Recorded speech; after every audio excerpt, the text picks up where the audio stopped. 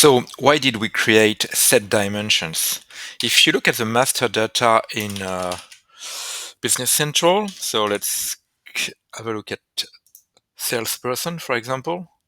You see that on you have these dimensions that you can default, and on some of them, like this one, default, you have just a one-to-one relation that is created. That is, this salesperson already has dimensions with the same code and name.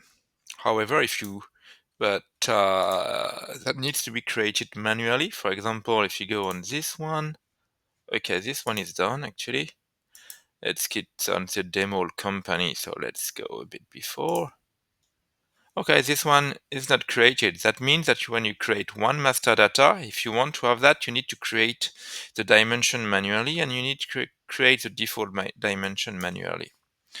And so that's not restricted to that. If you look for locations also, here you have the dimensions. And why would you need to create a dimension for each one? Well, because with the dimensions, you have much more reporting capabilities. So in short, you have all the dimensions that are traced up to the general ledger entries.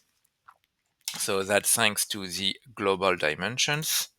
So if you look at that, dimensions, here you have the two dimensions, and you have this one that trace all the different dimensions.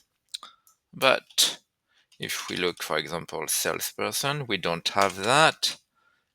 So let's have a look. Location, you don't have it. Well, you have some of them. Job, for example, resource. So the idea is to say, well, to replicate some of these dimensions from the master data to the dimension automatically as part of the setup once for all.